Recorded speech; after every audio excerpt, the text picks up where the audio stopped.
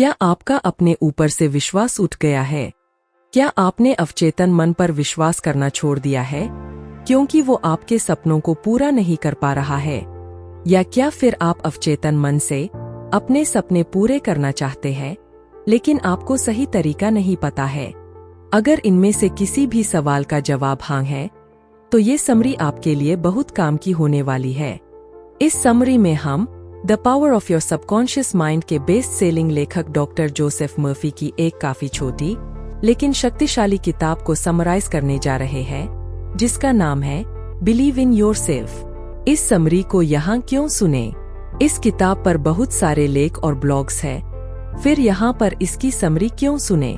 मैं आपको इस प्रश्न के लिए सबसे पहले बधाई देता हूँ और फिर आपको बताता हूँ कि मैं एक किताब प्रेमी हूँ और मैं व्यक्तिगत रूप से किताबें पढ़ता हूँ, स्टेप्स को नोट करता हूँ, उन्हें आजमाता हूँ और फिर किताब के सिखों का मुझ पर पड़ने वाले प्रभाव का समरी बनाता हूँ। यही मैंने इस किताब के साथ भी किया है जिसकी समरी आप अभी पढ़ रहे हैं। जोसेफ मर्फी 20 मई 1958 में आयरलैंड के छोटे से शहर में पैदा हुए। अपने लेट टीन्स में वो यूएस जेब में सिर्फ $5 लेकर आए थे। अलग अलग जॉब्स करने के साथ साथ उन्होंने फार्मेसी पढ़ने के लिए एक स्कूल में एनरोल किया। अपने अच्छे दिमाग और सीखने की चाह के साथ उन्होंने क्वालिफिकेशन एग्जाम को पास किया और एक फार्मासिस्ट बन गए। जब यूनाइटेड स्टेट्स ने वर्ल्ड वार 2 में एंट्री ली तब उन्हें मेडिकल यूनिट में काम करने को कहा गया। उस समय उन्होंने धर्म में बहुत रुचि दिखाई और दूसरे धर्मों के बारे में बहुत ज्यादा पढ़ने लगे। अपनी पढ़ाई से जोसेफ काफी एशियन एशियन धर्मों में रुचि रखने लगे और उनके बारे में गहराई में सीखने के लिए वो भारत आ गए।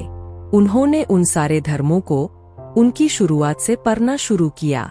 बाइबल में जोसेफ का मतलब है अनुशासित या नियंत्रित कल्पना। ये दिमाग की बुनियादी सुविधाओं में से एक है। इसके अंदर आपके आइडियाज को असलियत में बनाने की ताकत है। कल्पना एक ऐसा साधन है जो कि महान वैज्ञानिक, कलाकार, भौतिक विज्ञानी, आविष्कारक और माइस्टिक्स ने उपयोग किया है। जब दुनिया ने कहा कि ये असंभव है, ये नहीं हो सकता, तब इमेजिनेशन के साथ वाले इंसान ने बोला ये हो गया है। एक महान बिजनेसमैन ने लेखक को बताया कि कैसे उन्होंने एक छोटी सी दुकान से शुरू किया। उन्होंने कहा कि वो एक बड़ी कॉरपोरेशन का एक सपना देखते थे जिसकी ब्रांचेस पूरे देश में है। उन्होंने ये भी कहा कि वो नियमित रूप से अपने दिमाग में बड़ी फैक्ट्रीज, स्ट्रेस और इमारतों की तस्वीर बनाते थे क्योंकि उन्हें पता था कि वो दिमाग की अलचेमी के जरिए सच हो सकते हैं। वो अमीर हुए लॉ ऑफ अट्रैक्शन के जरिए। विचार, दोस्त, पैसा, वो सब कुछ जो उन्हें अपने सपनों को सच करने के लिए चाहिए था, वो आकर्षित करने लगे। उन्होंने अपनी कल्पना में बीज बोया, फिर वो इन सारे मेंटल पैटर्न के साथ जीने लगे जब तक इमेजिनेशन ने उन्हें सच नहीं कर दिया। एक चीज जो लेखक को अच्छी लगी जो इस बिजनेसमैन ने कही थी, अपने आप को सक्सेसफुल इमेजिन करना फेल्योर को इमेजिन करने जितना आसान है लेकिन कहीं ज्यादा इंटरेस्टिंग है। इमेजिनेशन के ऊपर बहुत सारे कलर्स के कोटिंग होते हैं। कोटिंग का मतलब है साइकोलॉजिकल कवरिंग। आपके साइकोलॉजिकल कपड़े हैं मेंटल एटीट्यूड, मूड और फीलिंग्स जो आप एंटरटेन करते हैं। आपका दोस्त जो गरीब है, आप उसे अमीर देख सकते हैं। आप उसका चेहरा खुशी से खिला हुआ देख सकते हैं। जब आप कोई भी विचार या इच्छा कल्पना करते हैं तो ये उसे सच बना सकती है। जहाँ पर अबंडेंस की कमी है, आप वहाँ अबंडेंस को कल्पना कर सकते हैं। जहाँ पर लड़ाई है, वहाँ पर शांति की कल्पना कर सकते हैं और जहाँ पर बीमारी है, वहाँ पर स्वास्थ्य की कल्पना कर सकते हैं। अपनी कल्पना से आप 10,000 मील दूर से अपनी माँ की अदृश्य आवाज को सुन सकते हैं। आप उन्हें स्पष्ट रूप से देख सकते हैं जैसे कि वो आपके पास ही है। ये गजब की ताकत आपके अंदर है। आप इस शक्ति को विकसित और कल्टीवेट करके सफल और अमीर बन सकते हैं। सही मानसिक एटीट्यूड क्या है? लेखक यहाँ पर एक कहानी शेयर करते हैं। काफी साल पहले लेखक ने पुनर्जन्म पर एक लेख प्रिंट किया था। ये पैम्फलेट्स एक बुक स्टोर के बाहर लगाए गए जहाँ पर लेखक लेक्चर्स देते थे। शुरुआत में काफी कम पैम्फलेट बिके क्योंकि जो सेल्स गर्ल थी वो पैम्फलेट के कंटेंट को पसंद नहीं करती थी। लेखक ने फिर उन्हें पुनर्जन्म का मतलब बाइबल से समझाया। वो सब कुछ समझ गई और बुकलेट्स के बारे में उत्साही हो गई और लेखक के लेक्चर खत्म होने तक वो सारे बिक गए और लेखक ये देखकर हैरान रह गए। ये एक सही मेंटल एटीट्यूड का उदाहरण है। आपके मेंटल एटीट्यूड का मतलब है कि आपका रिएक्शन लोगों, परिस्थितियां और आपके आसपास की स्थितियों के साथ, आपका आपके कोवर्कर्स के साथ क्या रिश्ता है। क्या आप लोगों, जानवरों और यूनिवर्स के साथ फ्रेंडली है? क्या आपको लगता है कि यूनिवर्स आपके साथ बुरा कर रहा है? संक्षेप में, आपका रवैया क्या है?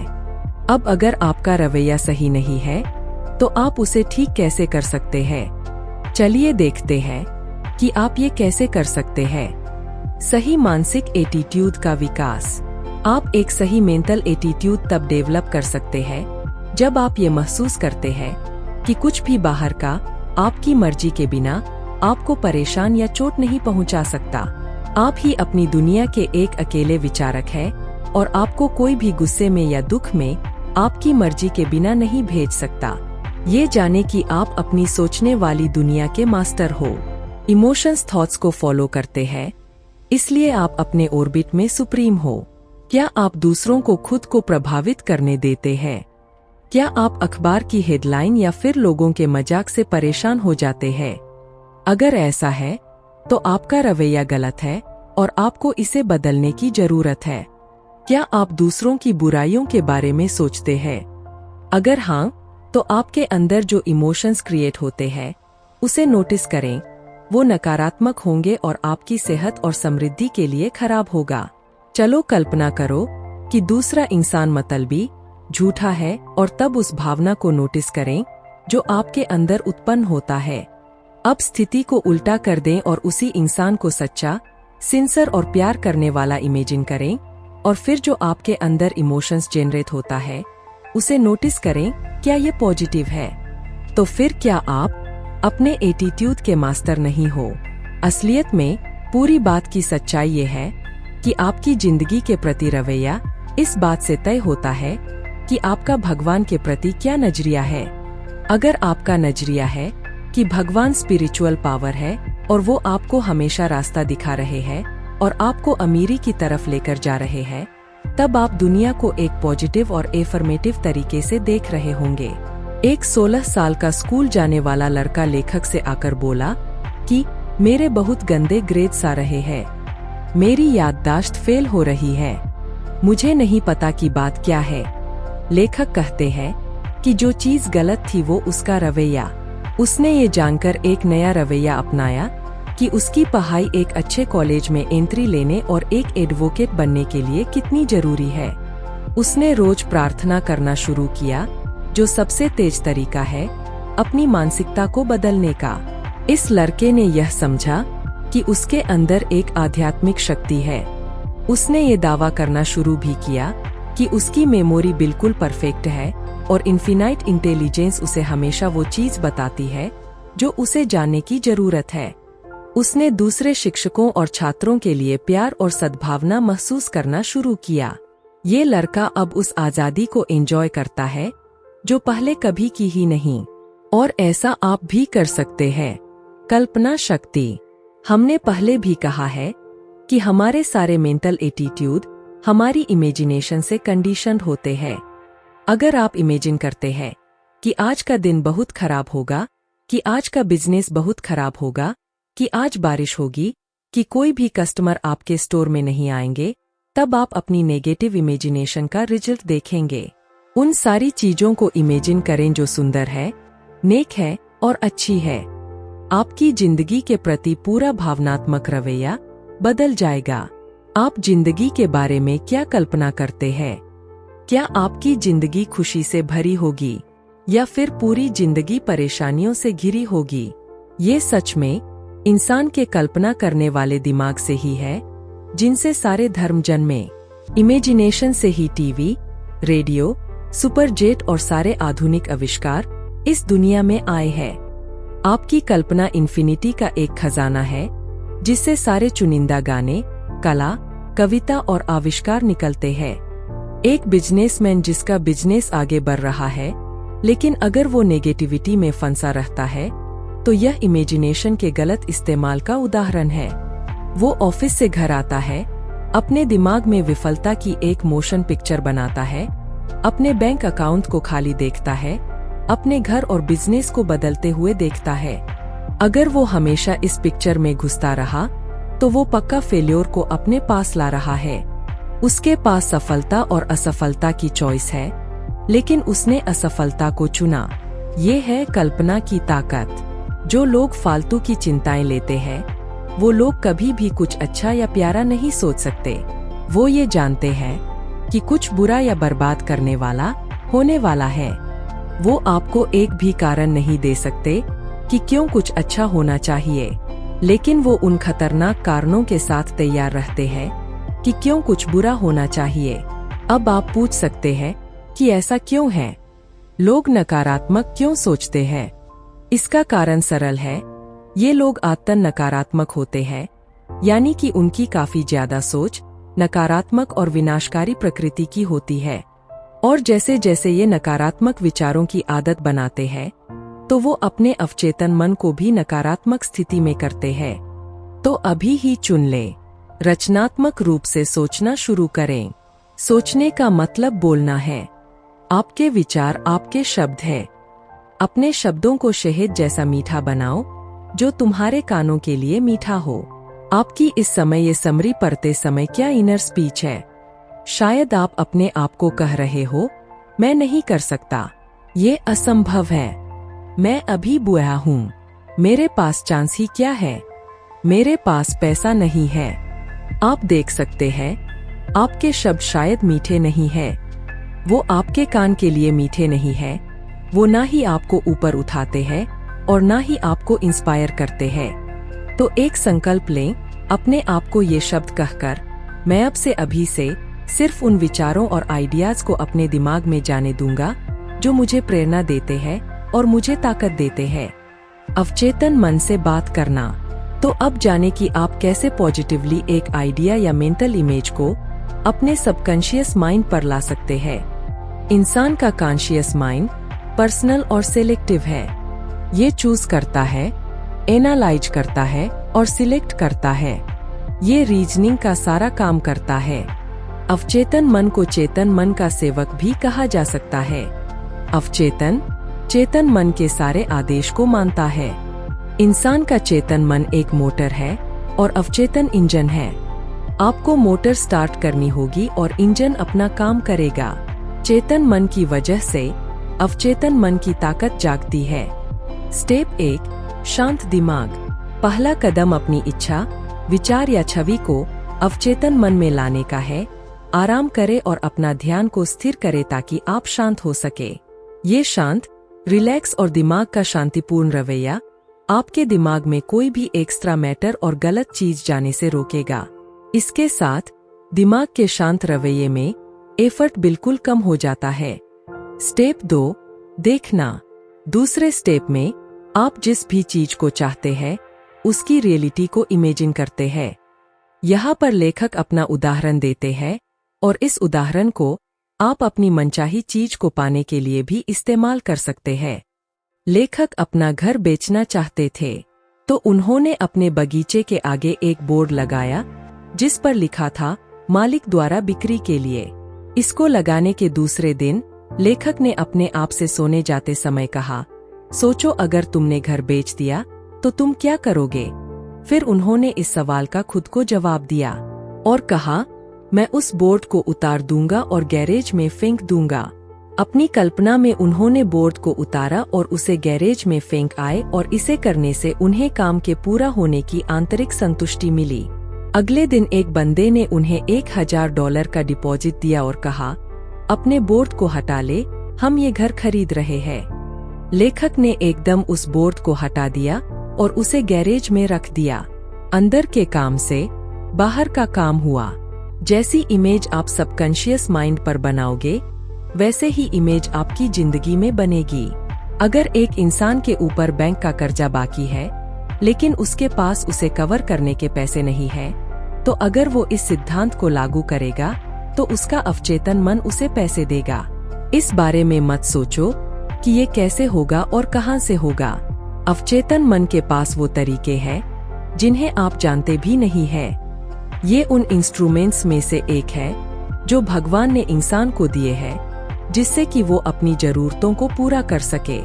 जिस इंसान के पास बैंक का कर्जा देने के पैसे नहीं है, वो आपको बैंक में कैशियर को चेक देते हुए इमेजिन कर सकता है। जरूरी पॉइंट ये है कि जो आपने मेंटल पिक्चर बनाई है उसके साथ बहुत ज्यादा दिलचस्पी हो जाना और उसे रियल और नेचुरल बनाना।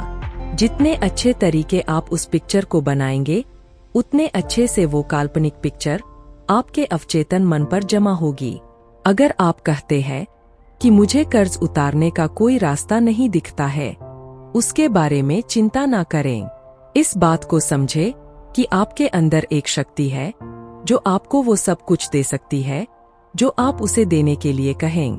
आप अब इस फीलिंग के साथ जी सकते हैं कि मेरा घर अब सारे कर्जों से मुक्त है और मेरे पास बहुत सारा पैसा है। इस बात पर सवाल ना करें कि आपके पास कर्जे उतारने के पैसे कहां से आएंगे।